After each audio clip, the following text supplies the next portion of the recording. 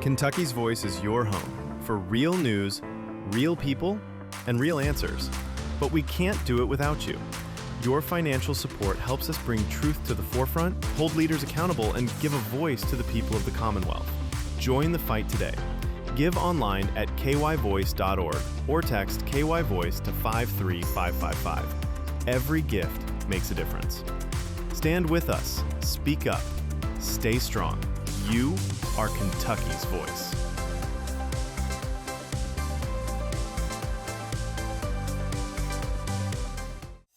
Are you ready to stand for truth? Kentucky is at a crossroads, and we need voices that won't back down. This is your moment to rise, speak up, and be part of a movement that's changing the narrative in the Commonwealth. Kentucky's Voice is calling on bold citizen journalists, fearless editors, and those unafraid to speak truth in the public square. Volunteer, intern, contribute. Scan the QR code or visit kyvoice.org to join the fight. This is more than media. This is your moment. You are Kentucky's voice.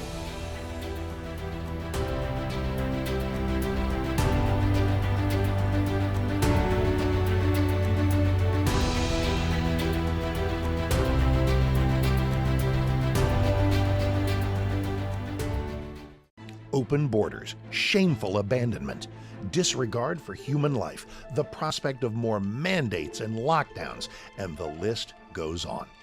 Now more than ever, we need to stick together. Voting alone is not enough. We must use our dollars to support like-minded companies that fight for our rights and beliefs. Patriot Mobile is America's only Christian conservative wireless provider who shares your values. Last year, we gave more than $500,000 to conservative causes. With your support, we'll give more than $1.5 million this year. It's time to band together and support companies that truly love America and fight for our freedoms. Will you join us?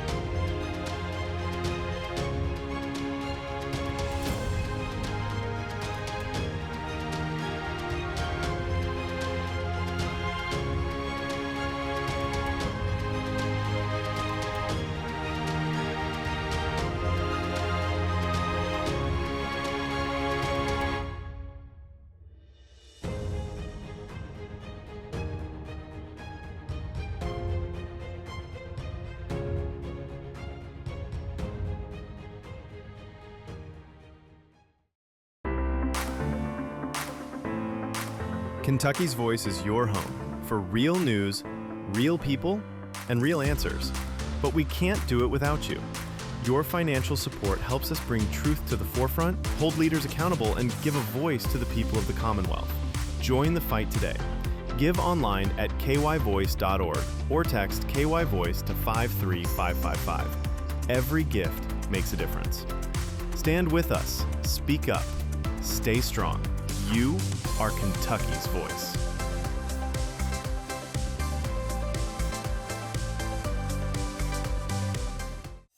Are you ready to stand for truth? Kentucky is at a crossroads, and we need voices that won't back down. This is your moment to rise, speak up, and be part of a movement that's changing the narrative in the Commonwealth. Kentucky's Voice is calling on bold citizen journalists, fearless editors, and those unafraid to speak truth in the public square. Volunteer, intern, contribute. Scan the QR code or visit kyvoice.org to join the fight. This is more than media. This is your moment. You are Kentucky's voice.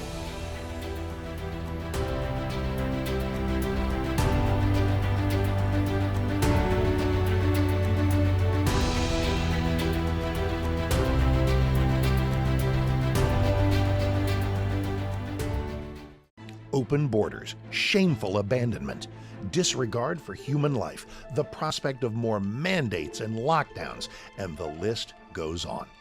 Now more than ever, we need to stick together. Voting alone is not enough. We must use our dollars to support like-minded companies that fight for our rights and beliefs. Patriot Mobile is America's only Christian conservative wireless provider who shares your values. Last year, we gave more than $500,000 to conservative causes. With your support, we'll give more than $1.5 million this year. It's time to band together and support companies that truly love America and fight for our freedoms. Will you join us?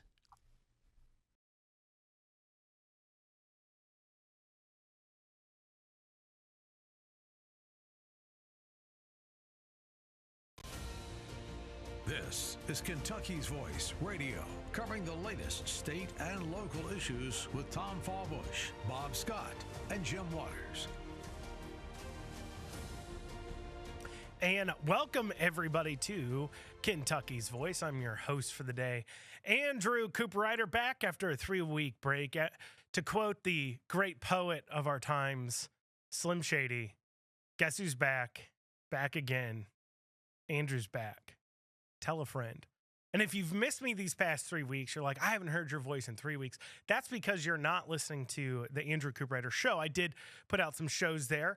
The Andrew Cooper-Ryder Show is aired right here on WGTK Sundays at 6. And then also on WBNA Wednesdays at 11. You can also catch it on all major podcasting platforms, on social media too as well.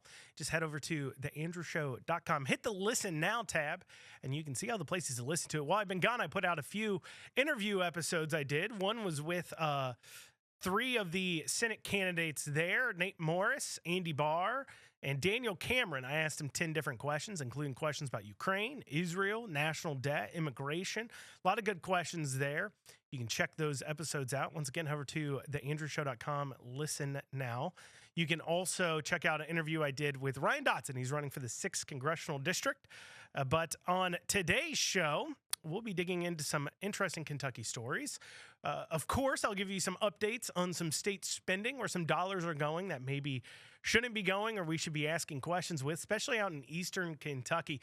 We have some coal severance money being put out. We have the state putting $8.3 million into buying up properties in flood zones, which leads to a lot of questions, of course.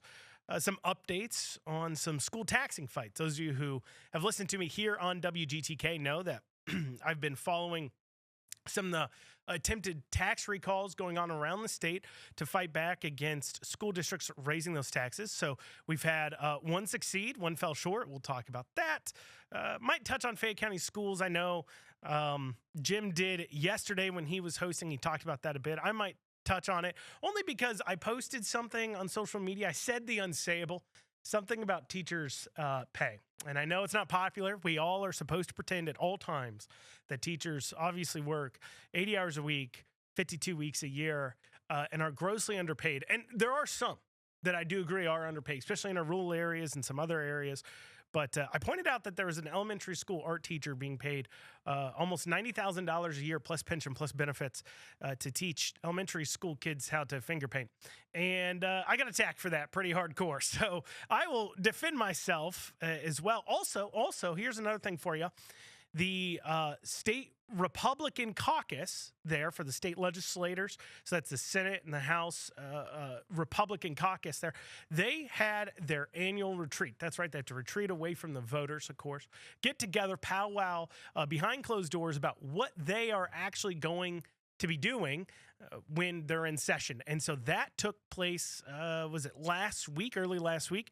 So I've heard some whispers, some rumors, some talks about what might have came out of that. So we'll mention that, of course, as well. So we'll have all that and more today. But one thing I want to encourage you to do while I'm talking, you've got opinions. Those of you who've listened to the show with me before know, in the last segment, I will answer those text questions. So you can text 502-571-0970. Once again, that is 502-571-0970, 502-571-0970. 0970. You can text in your thoughts, your concerns, your questions. You can text in your critiques, but I'm not going to read them. Actually, there's a guy in the back that screens the text messages, and he doesn't send me the mean ones because he knows I have a fragile ego.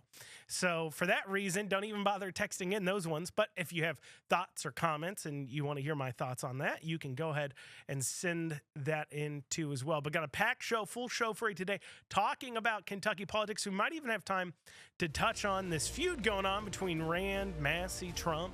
I've got feelings about that. So we'll see how many of you hate me after today, because I'm not going to hold back. I'm going to let you guys know how I feel. And some of you may agree, some of you may not. But we'll have these stories when we come back here on Kentucky's Voice. I'm your host for the day, Andrew Cooperrider. Once again, text in your thoughts, your concerns, 502-571-0970. We'll see you in a second.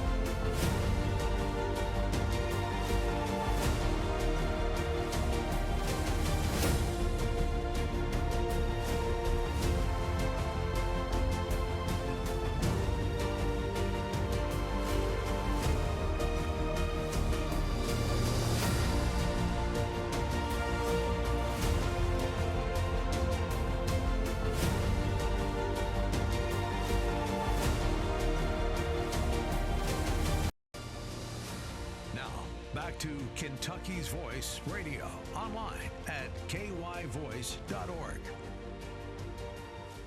And welcome back to Kentucky's Voice, your host for the day, Andrew Cooperrider. So before I start off, we're obviously coming into the holiday season. And what do you get that person that you have no idea of what else they would want? Well, of course, you get them what anybody would, which is a gift card. That's a common gift. If you're a grandparent, maybe you buy a gift card for your kid. Well, one of those things that you may want to buy a gift card to includes places like Malibu Jack's. That's a place where you might want to buy a gift card to. Parlor Pizza, 5 Iron Golf, Louisville. Now, what if you could spend $50 and only spend $50 and be able to give a $100 gift card? That would make you the hero of the season, wouldn't it? Well, that's what you can do. If you head over to shoppingkentuckiana.com, once again, that's shoppingkentuckiana.com, you can buy gift cards at half price. Sounds a pretty good deal to me. We're trying to make every dollar stretch during the holiday season. You're sitting down, you're doing that budget. You say, oh man, I've got 100 grandkids. How do I make it work? Well, you can simply spend $50 and get yourself $100 gift cards, or $20, get a $40 gift card. You don't have to spend $50, but get half-price gift cards to places like Malibu Jack's, Parlor Pizza, 5 Iron Golf, Louisville by visiting shoppingkentuckiana.com. So I just wanted to give you guys some shopping advice there. Now, digging into it today, obviously, I make some posts on my social media from time to time, and those of you who follow me, and you can check out KY Cooperrider on X, or just search Andrew Cooperrider on Facebook. You can check out my socials there. But those of you who follow me know I, on a regular basis, am calling out government spending. And one of the things that drives me crazy, because I am a conservative, it used to be a part of the Republican Party platform when it was a very lengthy platform. Obviously, with the Trump, it shortened it up a bit, but this idea is still in there. That is not the role of government to be picking and choosing winners and losers. Essentially, it's not the role of government to sit there and say your business should succeed and yours should not. And one of the ways that I see government doing this so often is when they give handouts, dollar bill handouts to private companies, whether it's large corporations. And, you know, we've talked about how the Kentucky government here gave $410 million to Ford to build the battery plant. That's like cash money to build the battery plant in Glendale battery plant, the Blue Oval SK factory. $300 million of that or so was forgivable loans, and then they gave them free training programs and free land and free property and just a lot of free stuff, right? And I'm sure if you're like me, you wish you too could get $300 million for your business. But that's why government shouldn't be picking and choosing winners and losers, because we also see that when you look at investments you make, such as into electric vehicles, that has a pretty shaky ground. And it's best to allow the market to decide what's a good investment and what's not. Other ways we've seen them giving away money, and I've called this out, is helping out quote-unquote small businesses. One of the things I've called out here, this happened about 2 months ago, was the state of Kentucky spending $1 million to buy distillery equipment for a for-profit bourbon distillery company to open up in Bourbon County, Kentucky, in Paris, Kentucky.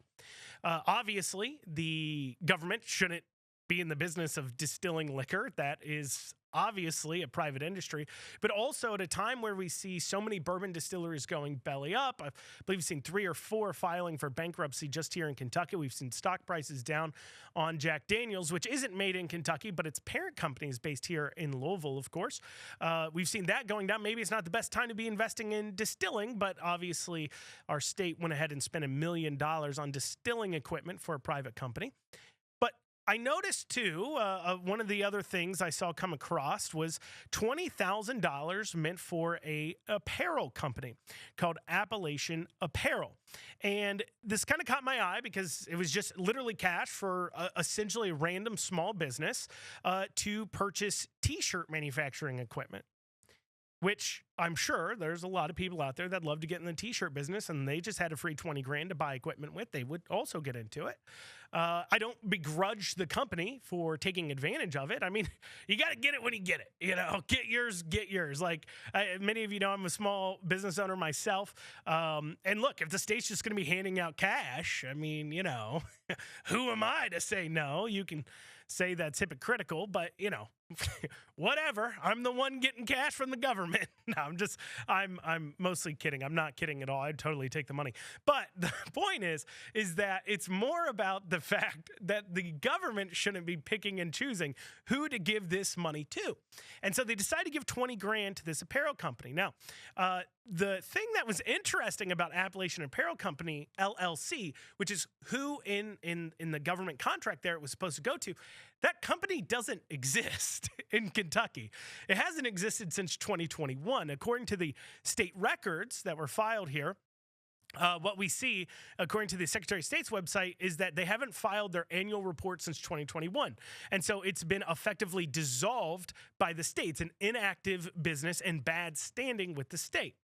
Now, the owner of that business, and I'm not attacking the owner, so I'm not going to tell you his name, but the owner of that business does own another LLC that was opened in 2024 that's in the apparel business. If I had to guess, that's probably the business he's actually operating under. So he's probably not doing anything illegal. He's just operating under this different business. However, for some reason, despite there not being a DBA saying I'm doing business as an Appalachian Apparel Company, LLC, the state was giving money to this company that doesn't exist anymore. Shouldn't this have been researched, double-checked? If Andrew Cooperrider, I'm just a guy. Yeah, sure, I'm on your radio or TV or in your headphones or listening in your Bluetooth speaker. But I am just a guy like you. I have no special access. I have less access to government records than, the government does. And if I, in like 10 minutes, found out that this LLC we were going to give $20,000 to doesn't currently exist, shouldn't the state have figured that out before they put in the request for the money with the contract wrote up? Now, the owner of the business did chime in and he said, look, we are still active. As I said, he's probably active under the other business. And he said, we decided not to take the money because of all the politics involved. Which, good on him. If he doesn't want to take the money, doesn't want the strings attached, hey, good for him. As I kind of indicated earlier, he's probably a better man than me, honestly. But it does point that out. So this isn't an attack on the business. Actually, I'd encourage you. It looks like a nice business, and their products are not overpriced. So if you want to check out the Appalachian Apparel Company, for some reason their landing page says under construction. But if you go to their shop, you can still buy T-shirts, and last I looked, they were like $15. So go for it, right? Buy some stuff from this guy. It's probably better than buying something off Amazon Basics or something like that. But anyways, so it's, once again, not an attack on him, but this just shows how careless they are with our tax dollars. Now, this money was coming from the coal severance fund. This is a tax levied onto coal producers in order to help pay for the fact that back in 1990, the Clean Air Act kind of moved our coal jobs out of Kentucky, and they created this coal severance fund to help the counties where the coal jobs are being moved out of, and as people move off coal, to help them reestablish business and reestablish these kinds of things. Now, I would argue, one, people want to argue that, well, this isn't tax dollars. Well, it is tax dollars. You're paying for it one way or another. I mean, the government doesn't produce anything. They tax somebody. And in this case, they're taxing coal-producing companies, which in turn means your energy costs are more. So it's all kind of bundled into your energy bill. If you're getting coal-fired from Kentucky Coal, and many of us are here in Kentucky, so if you're getting power from a coal-fired plant from Kentucky Coal here in Kentucky, you are paying for this fund.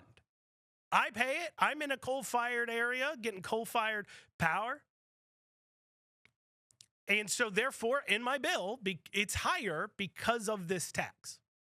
So to claim somehow that, well, this isn't really tax money. This is just random money that, where'd it come from? The sky? Did a stork deliver it like it delivers new babies? Did a stork show up with sacks of cash and a little sack under its beak and just hand it to Kentucky and say, now please spin this on apparel equipment? Of course not. At the end of the day, government doesn't create anything. All it can do is take from your pocket. Now they can try to hide this however they want to. They can call it this fund or that fund, or, well, that's the road fund and that's this fund and that comes from here and that's not tax money because it's coming from the federal government. It's all coming from the same place at the end of the day, your pockets, the taxpayer's pocket. And it also encourages, once again, picking and choosing winners and losers.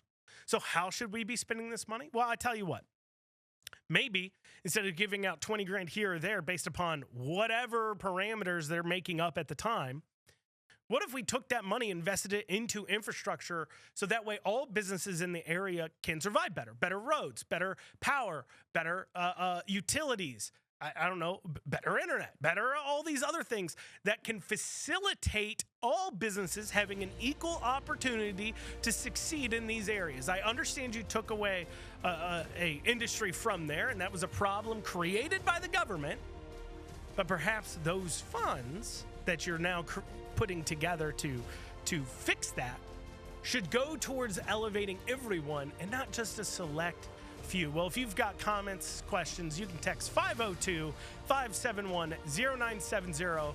We'll be back in a few short minutes. Are you ready to stand for truth? Kentucky is at a crossroads, and we need voices that won't back down. This is your moment to rise, speak up, and be part of a movement that's changing the narrative in the Commonwealth. Kentucky's Voice is calling on bold citizen journalists, fearless editors, and those unafraid to speak truth in the public square. Volunteer, intern, contribute. Scan the QR code or visit kyvoice.org to join the fight. This is more than media. This is your moment. You are Kentucky's voice.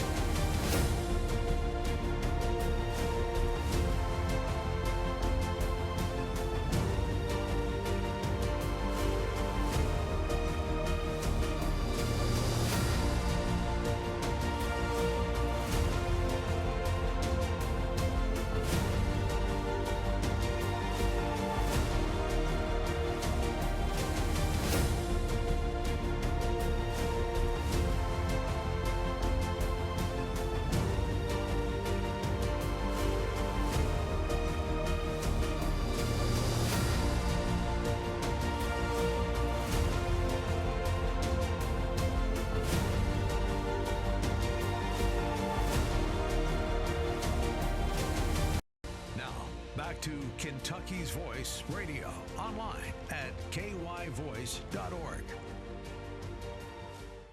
And you're back here on Kentucky's Voice, your host for the day, Andrew Cooprider. If you're hearing what I'm saying and you're just like, ooh-wee, I want more. Well, what you can do is head over to theandrewshow.com, hit the Listen Now tab. I do this show on Wednesdays normally. I was off the last 3 weeks, but I'm back and I'll stay with you here through the holiday season on Wednesdays. But if you're listening to this on Wednesdays and you're saying, I want to hear them again, well, head over to theandrewshow.com. You can also listen to the Andrew Cooprider Show right here on WGTK on Sundays at 6 and also on Wednesdays at 11 on WBNA if you just want to see this beautiful face. I know what you're thinking. I have to see it. Well, you better tune in.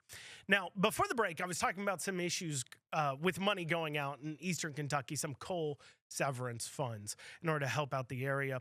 But, you know, one of the things that this money, instead of being handed out 20 grand here, 30 grand there, since it's about coal in the first place, it could have been spent into recovering the area and setting up some retaining walls / some water mitigation effects to deal with the flooding that has gone on in the area. Now, one of the ways the flooding has happened, and a reason why the flooding has happened, is because the coal companies coming into the area through there, what they've seen as they're mining, they alter the runoff and the water runoff, and it can create flooding in areas where historically there hasn't been flooding.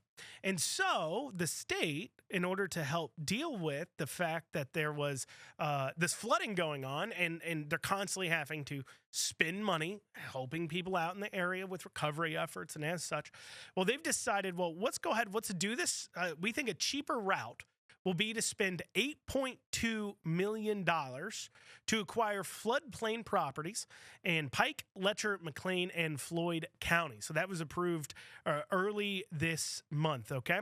And how this breaks down is they're sending $3.1 million to the Pike County Fiscal Court. They're sending $1.7 million to Letcher County Fiscal Court, $560,000 to McLean Fiscal Court, and then $2.8 million to Floyd County Fiscal Court. And then those fiscal courts can use that money to buy up the properties. Now, what are they going to do with the properties? I don't know. I mean, if you look at it this way, too, the program is being done through the USDA NRCS, which requires that they offer, I think it's 75% of fair market value. I don't know what the fair market, because let's just look at the person in that area. Okay, now there is debate on whether or not the taxpayer should be on the hook for this at all. Right now, if you chose to live in a floodplain, a lot of people would argue, look, that's where you're living. You can move or you can live there and adapt to the area. And if you can't adapt to the area, why is it that your decision to live there should be something that the rest of us have to pay for? Because after all, freedom doesn't mean you're free from the ramifications of your actions. However, if this has been caused by the coal companies and their mining, creating this runoff, which is now flooding areas that priorly wouldn't flood, wouldn't the coal companies be the one on the hook to fix the area? Shouldn't that be what the coal severance fund is going to, instead of buying T-shirt manufacturing equipment or distillery equipment or anything else for small businesses in the area? Shouldn't be going to those kinds of infrastructure products. But instead, $8.2 million of your tax money has to be used to buy this out. Now, what they're going to do with it, I don't know. I mean, they can use it for recreation. I guess they could build golf courses there. Famously, golf courses are typically built in these kinds of floodplain areas. You could try some other kind of recreational type activities that maybe aren't as affected by flooding. Could be some opportunities there. But it is worth debating when we have these kinds of decisions being made of spending this kind of money, $8.2 million. What is the taxpayers' hook there? How much should it be? How much should it fall to them, and how much should it not? Speaking of taxpayers, though, before I left, I'd talked to Shannon Denniston. He was on talking about the tax fight in Powell County going on for a recall. And then also I had on a gentleman by the name of Levi who was talking about the tax fight going on in Shelby County. For those of you unaware, the school boards there raise taxes beyond the 4% level. So every year your school boards can raise your taxes 4%. If they raise it beyond that, the amount that they raise it beyond that can be recalled. And the amount that the Powell County Fiscal Court was raising it was 16%. Now, they called it the nickel tax, but, 5 cents of 45 cents is more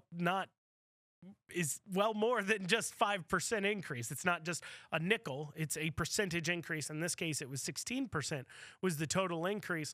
But that was successfully recalled. The group there got together. They got the signatures. They got them submitted. That vote was held, I believe, last night. And it passed, or it was defeated 60-40. So 60% of people voted to not allow the increase. 40% of people voted to allow the increase, which leads me to this question. Who are these other 40% of people? This is why we can't have nice things. Because 40% of you are like, no, you tax me harder, Daddy. I mean, come on. 40% of you were like, you know what? I don't pay enough taxes. Now, you may say that, it's going to this school or that school or this or that. It really doesn't matter. If the school district needs more funding and they're not able to get it, you're taxed to death already. We're all taxed to death. The government makes almost more than you do off of your labor. When you add up our sales tax and our vehicle tax and our gas tax and this tax and that tax and this tax, and then you look at how much is coming out of your paycheck and everything else, probably half of your income is going towards paying taxes, if not more. And there was 40% of people out there in Powell County that were like, Now, granted, the school district hasn't gone up in the number of people. In fact, it's gone down in the number of students it's servicing. But you know what? I want to be taxed more. And, this thought process and this kind of inability to understand what's going on. I saw this post on social media the other day. It was a comment from somebody, and this was on the Thomas Massey Rand back and forth, whatever you want to call it. And they made a comment that to me I couldn't believe what they said. So this is what they said. They said that they didn't want, let's see here. There it is. They wanted to vote. Essentially, they're saying, I wanted to vote against Rand Paul in this next election, but he's not my senator. Instead, I have old Mitch. This person shouldn't be allowed to vote. If they don't know that both Rand Paul and Mitch McConnell are your senators, you can't have Mitch McConnell as your senator and not also Rand Paul as your senator. They're both senators of Kentucky. The entire state of Kentucky elects both of them just on different years. And if they don't understand that, can we ban this person from voting, please? Like, this isn't even about little, the state House of Reps is 2 years and the state Senate's 4-year terms, but federally speaking, Congress is 2 years and then federal senators are 6 years and they just don't quite understand that, or, they don't know who their congressman is exactly because it's changed 4 times because they're in one of those counties that got redistricted. I get that. I hear that. Maybe you're confused. You don't know what's going on, or your state House rep has changed because you were redistricted, so you don't know who to vote for there. I hear you.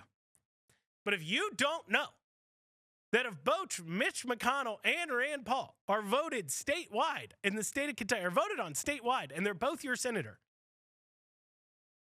I don't think you should be allowed to vote.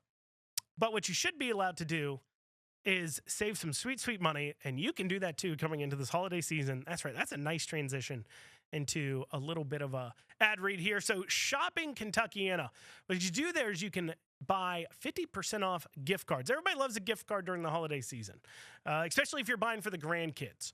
Instead of buying them a toy, they'll probably break in 20 minutes, 30 minutes after getting it, or a Lego set that they end up putting together and then just staring at for the rest of their life until it falls off a shelf and then their parent ends up stepping on it and hurting their foot.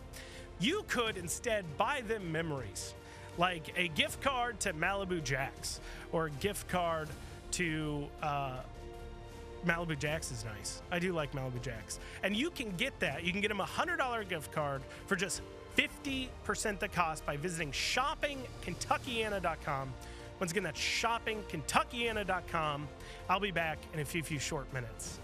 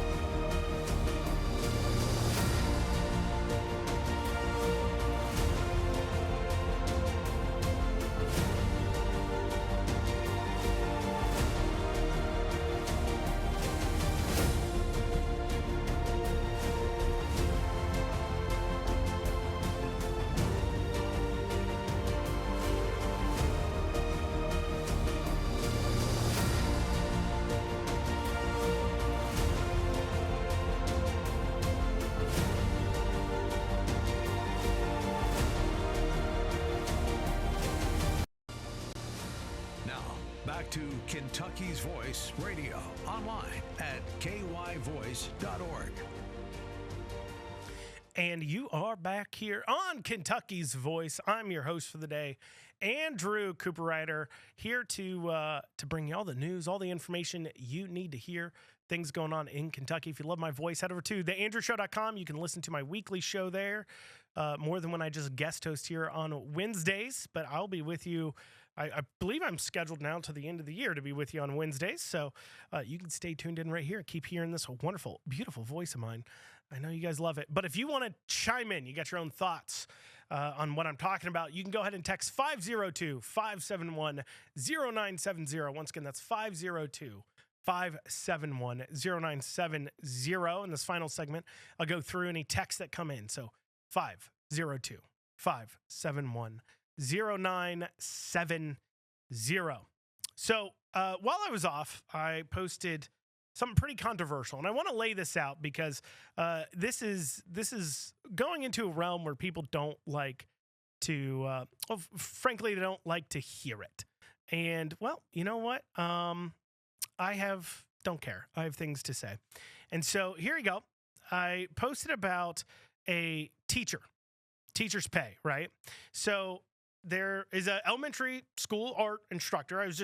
Fayette County Public Schools going through tons of financial turmoil. And so with that, they created a employee searchable database where you can see how much people are being paid. And I happened across a elementary school art instructor being paid $83,856 a year plus benefits and everything else. And I just made a simple comment, saying, wow, 83 grand a year to be an elementary school art teacher. That seems high. I'm not about to say all teachers get paid this much. I know they don't. I know of teachers in Fayette County schools that are teaching core subjects like math and reading who are getting paid significantly less than this.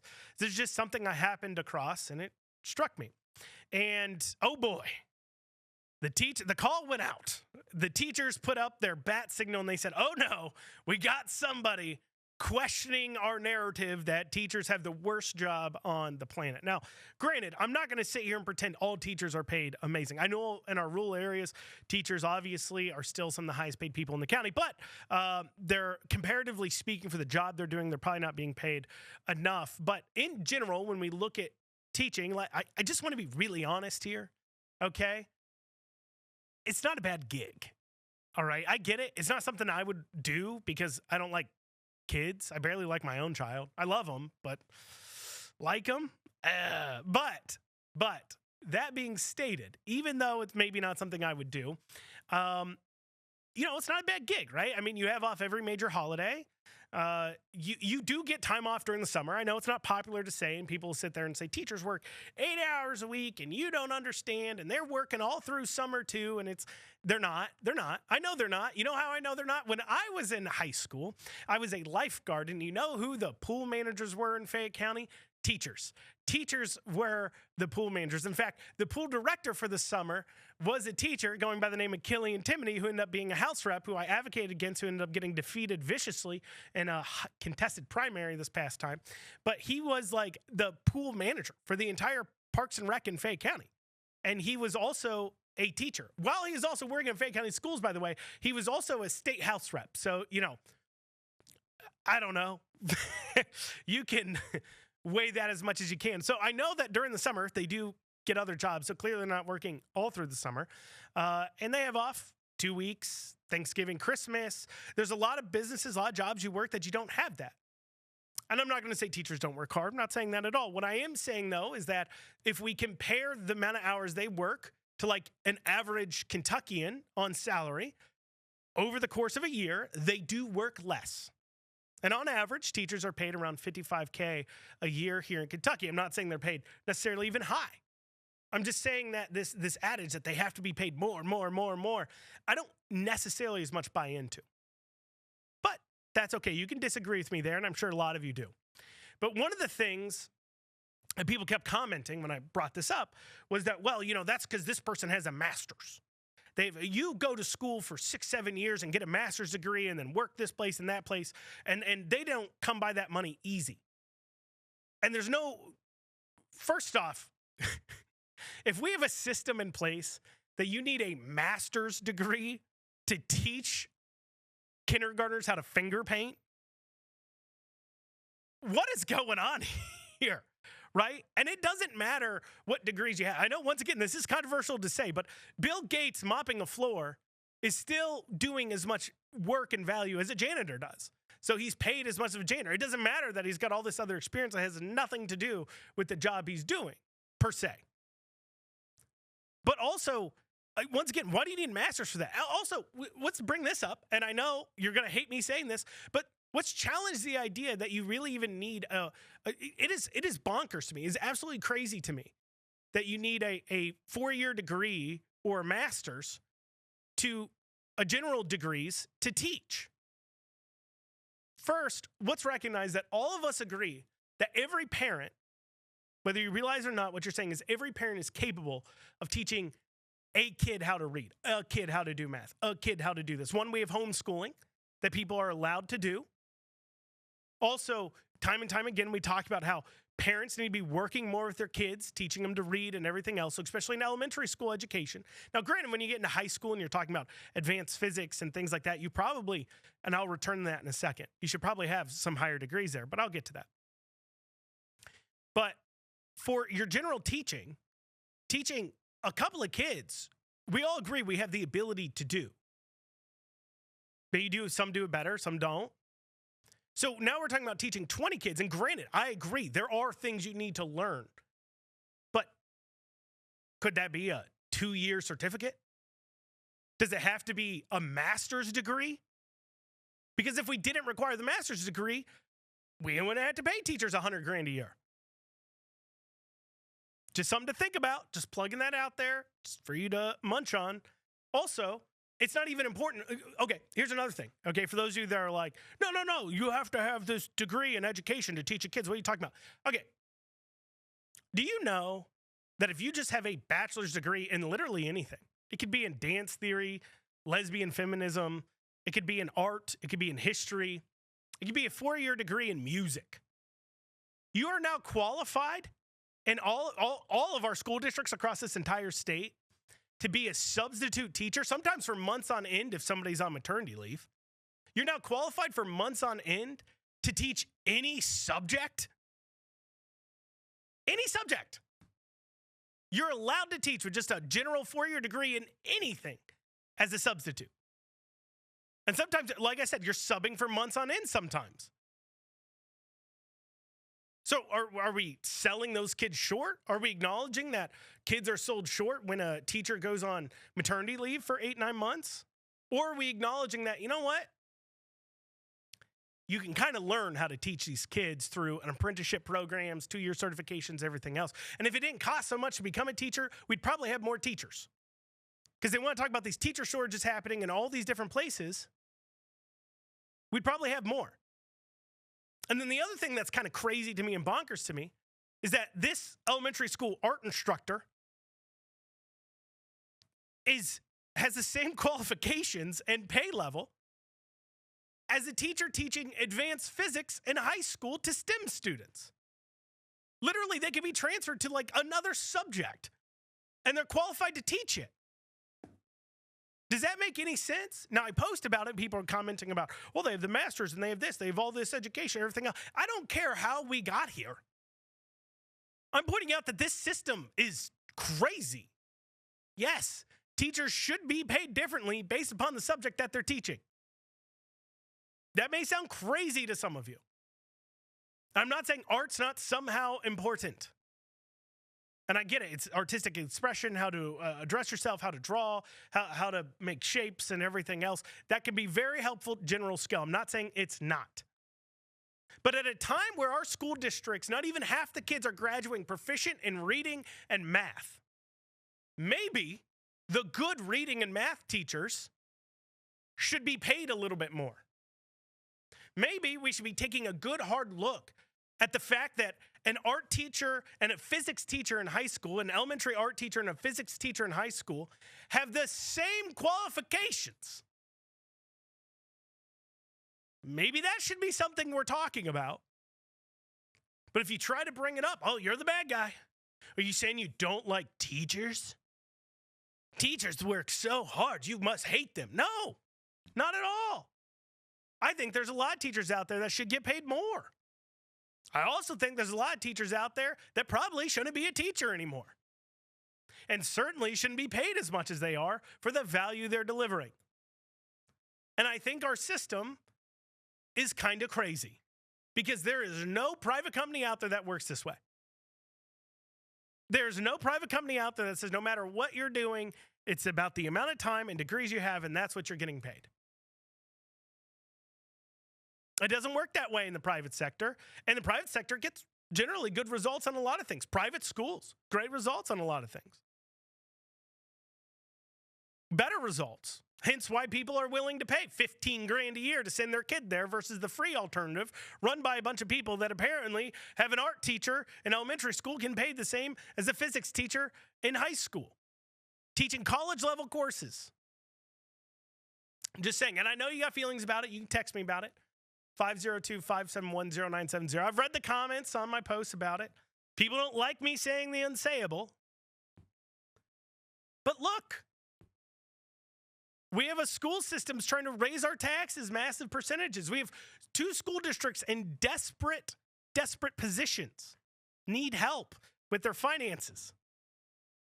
But one thing we can't touch or possibly come across is the idea that a teacher needs a master's degree or a teacher needs a 4 years bachelor's degree to teach kids how to read in elementary school or to teach kids how to do art in elementary school or to teach kids to do anything in elementary school. I'm just saying, maybe we should look at specialized specific trainings. And I have more evidence on this.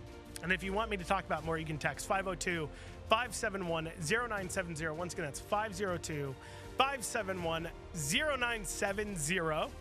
I can fill you in with all my emotions on it. But this is Andrew Cooprider here, hosting Kentucky's Voice. Probably upsetting a lot of you, but that's okay. You listen to me for the entertainment, hopefully. But I'll be back in a few short minutes here on Kentucky's Voice. Kentucky's Voice is your home for real news, real people, and real answers. But we can't do it without you.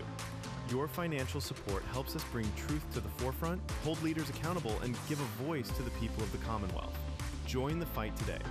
Give online at kyvoice.org or text KYVoice to 53555. Every gift makes a difference. Stand with us. Speak up. Stay strong. You are Kentucky's voice.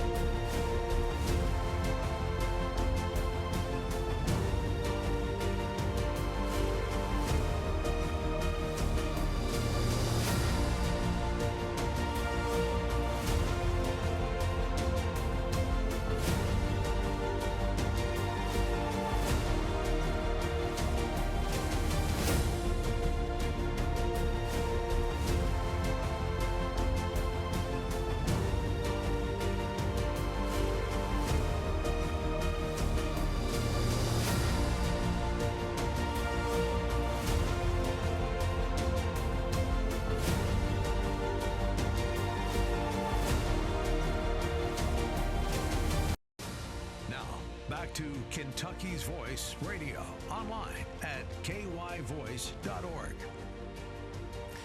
And you are back here on Kentucky's Voice. Andrew Cooperrider, your host. We've got a few messages coming in we'll get to here in a second. If you want to get yours in real quick, you can text 502-571-0970, 502-571-0970 with your thoughts on the show. But while you're getting those in, I want to tell you about some Christmas deals you can use now. If your Christmas list is long and your budget feels short, we've got you covered over here. ShoppingKentuckyana.com has half-price deals that make everyone happy. You can grab $100 gift certificates for $50, $40 ones for $20, and use them right now. From pizza nights to mini golf to family adventures, there's something for everyone. It's the perfect way to give a meaningful gift, support local businesses, and keep some cash in your pocket. So before you spend full price anywhere else, check out ShoppingKentuckyana.com and find your half-priced holiday favorites today. We have Malibu Jacks near where I live. I like that. I like that place. I keep going back to it. I think it's fun. They added in a bar too, so you know the kids are driving you a little crazy. Anyways, so wait, I'm live on the air. I forgot. Inner thoughts leaking out. Anyways, so obviously talking about the teachers did bring up a few things here.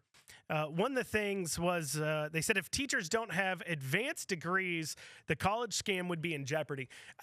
I think that's exactly right. I was going to get into this if people brought it up, and I don't know. I guess this gives me an opportunity to get into it. So my son didn't learn to read from any of the certified 4-year, 6-year degree teachers in public schools. My son went to public schools from kindergarten to 3rd or 4th grade.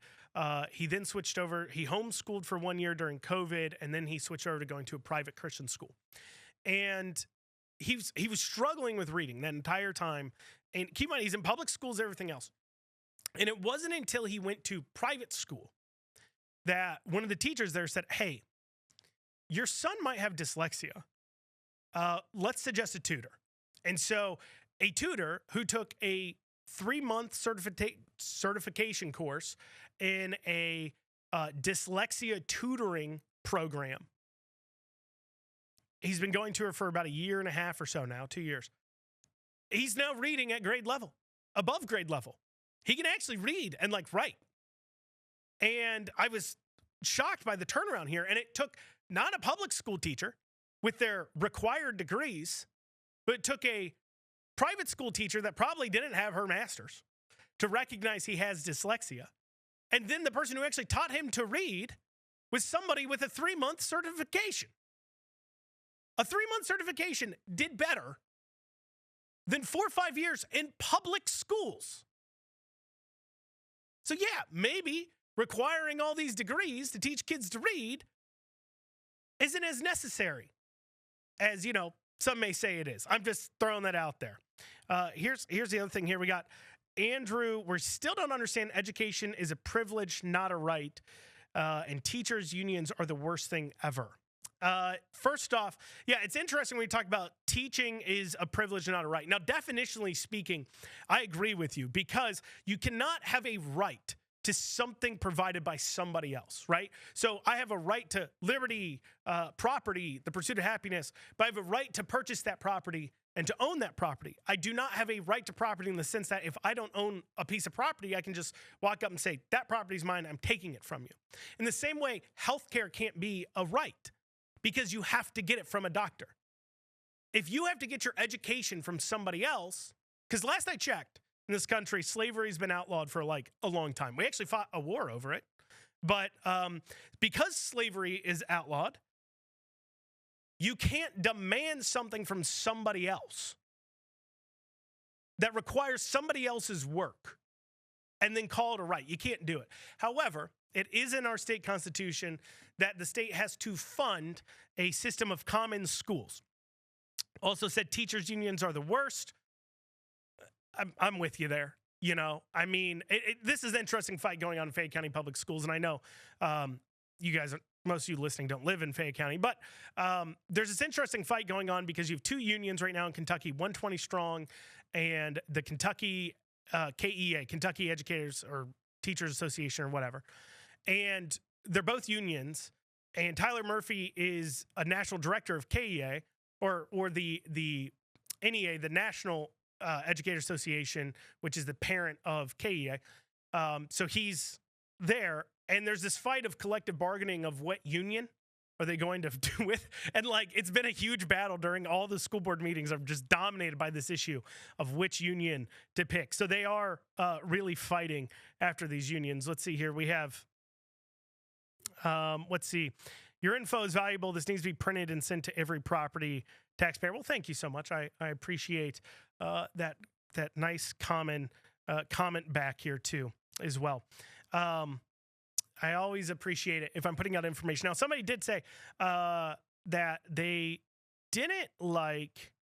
They said something about reminder that Kentucky's Voice or WGTK is a Louisville program, and they said, hey, let's talk more about Louisville things. I hear you 100%. It is called Kentucky's Voice, but it does, I think, local things going on in Louisville, if we can tie it back to, is always good. The one thing I would say to challenge you there is that when we are talking about schools, especially, from the majority, over 51% of state spending of not the pass-through federal dollars, but their general fund revenues, your tax revenues, your sales tax revenues, your income tax, those kinds of things. 51% of all those funds goes towards funding education. So while you may not live in Fayette County or Powell County or Shelby County, you may live here in Jefferson County, it is still your tax dollars being spent.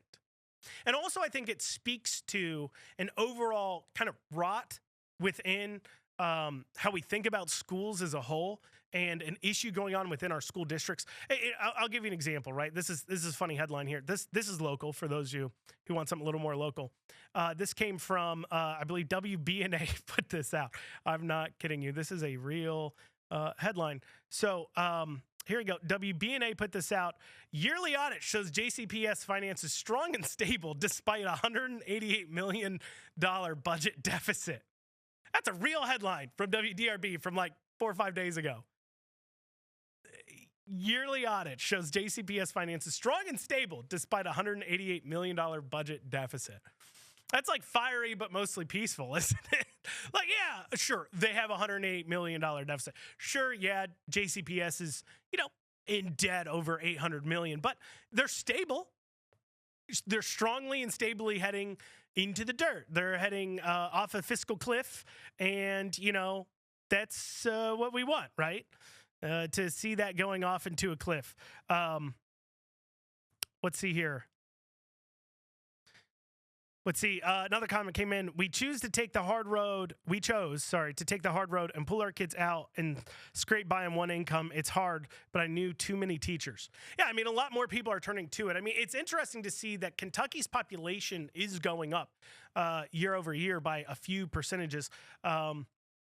We're seeing shifts too in population, more people heading into the cities as well. Actually, this last redistricting, Eastern Kentucky lost a seat, Western Kentucky lost a seat, and Louisville and Lexington both gained another seat in the state house for districting purposes, just because of the population shifts. So you're seeing this population growth, but you're really not seeing it within the schools. The schools are not growing at the same percentage because a lot of people are saying, look, I'm going to pull my kids out. I see a system that's failing.